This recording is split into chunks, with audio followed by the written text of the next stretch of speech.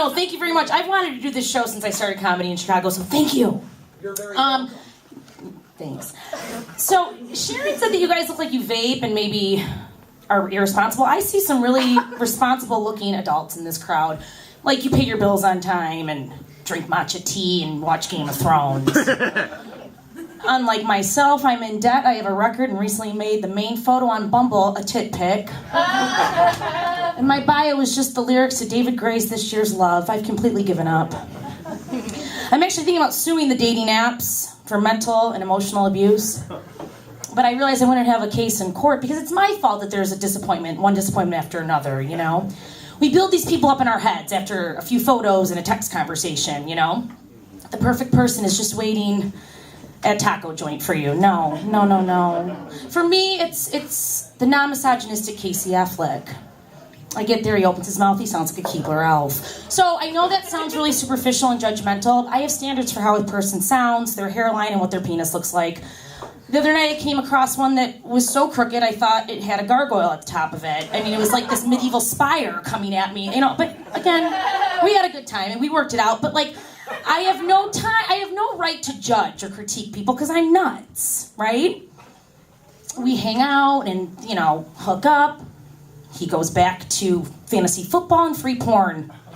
I turn into a Colby Calais song. Like, I really wish I could just walk away from sex and not fall apart. Like, the guy's gonna think that I definitely have daddy issues, if not lead poisoning. So I'm working on that. And I attribute it to the fact that I'm getting older. The window's closing on me to procreate. I'm trying to deal with that. I'm 35 now. I've had hemorrhoids that make me feel like I want to sit in a vat of Cool Whip. So I gotta get it together. I mean, that's not cute. I know it's not cute. It's not, but I'm working on it. It's why I've been a slut in the past, though, because I really just want to be a mom. Just throwing that nut out wide. Reel it in. So now I just swipe out of desperation and panic. I miss Hinge, Facebook's dating app. Do you remember that relic? Facebook used to try to hook you up with a third-party connection through a coke-dealing dishwasher you worked with in Little Italy. You go out with a friend of his friend. End up in the back of a cab, not an Uber, a taxi, where he tries to finger bang you as if there's not a stranger driving you around. Settles for sucking on just one nipple, so it feels like you're nursing your adopted Nairobi infant, and it's all just too real. Later, you find out he's marrying one of your old sorority sisters. You watch it all unfold on Facebook. That's where I'm at. Things are overwhelming, to say the least. It's stressful. I'm thinking about checking myself into a psych ward or going back to jail. That's just for a break. I was arrested recently. I was. Don't ever get arrested sober. It's not fun. For one, you know, it's like being on a really fucked up field trip you didn't sign up for. I think the cop that was booking me wanted to roofie me just to shut me up. I kept asking all these inane questions about the equipment and technology upgrades. How does that fingerprint machine work now? Oh my God. It's like, please, honey, this is not the planetarium, can it? It was awkward. Later, I had to meet with the probation officer. She's like, you've been missing for 8 years. It's like, missing? That sounds so chic. Like, so Agent Salt. Like, missing? No, babe. Don't flatter me. I've just been in Chicago getting drunk, getting fired, and getting lockjaw, so I'm not that stealth. You know? So, as you can see, things are not going smoothly in my life. My rent is never paid on time. It's always late.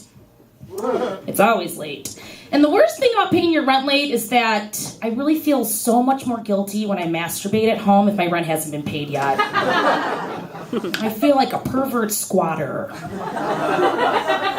I'm like a sexual deviant in a place I don't belong. Huh. Like Trump in the Oval Office. I've walked in his shoes. Great, that's great. Other day I got up to get online to start my fruitful job search and no internet. I was like, oh, that makes sense. That bill hasn't been paid since the inauguration. So I left, came back, and AT&T was nice enough to grant me access to 3 of the sites I frequent most. So I was able to get on Gmail, Facebook, and Pornhub. AT&T's like, just let her get off. Whether it's Facebook likes or incest porn, give her a break, because you know that's what's trending. And don't act coy. It's incest porn all day and night. Eastern European incest porn.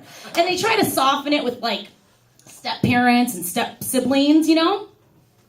Mom bangs her big dick son. What? Brother fucks his big titted stepsister. No. But you watch because rent's late, so fuck it. I'm not always masturbating and loitering. Sometimes I venture out to sell clothes at Crossroads. And if you ever want to feel really bad about yourself, go to Crossroads and try to sell your Massimo and Forever 21 from 5 years ago. It's a real spirit lifter. The girls that work at this store are super judgmental. They might as well work for border control. They just stack that pile high. There's pills in the crotch. I know. And at the end, if they take like 2 things, like, do you want store credit or cash? Cash, bitch. I'm trying to go to Potbelly's after this. I need to eat. I don't want your used Vans. Let's move it along. And then if I do go in there and can buy something, I'm walking around like Melania on a hurricane site, like just strutting my shit. Don't bother me. I'm buying stuff today. You know? Don't talk to me.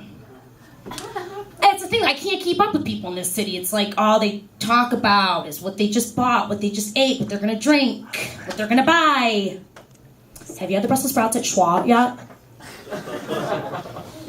You haven't been to Schwa yet? Whoa. It's like a whole dissertation on crispy broccoli. He or she's wearing a shirt that says texting, shopping, champagne, white supremacy. And it's like, can you go choke on a cake pop? These are the same people that complain about being taken out on actual dates. He made reservations at RPM Steak I'm over at. Bitch, I'm lucky if a guy I'm hanging out with springs for a 20-sack at White Castle and offers to split the cost of Plan B. So, count your blessings, babe. That's PSA, gentlemen. You pay for Plan B. Don't fuck around. It says it right there on the package. Make him pay and take you out to brunch. He pays. He pays. You pay for Plan B and don't ask me to do reverse cowgirl. Then again, I will because it's the only time I feel athletic. Okay, fine. But what is with this move? I apologize in advance. You just want to see my backside bounce. And then, like, looking back, trying to parallel park, like, all these chins start forming. What the fuck? Stop asking me to do. It's like I'm banging Buffalo Bill or Akon. Stop it. It's a dangerous situation. Next thing you know, a hemorrhoid pops out and you wish you were fucking your stepsister, okay? Thank you.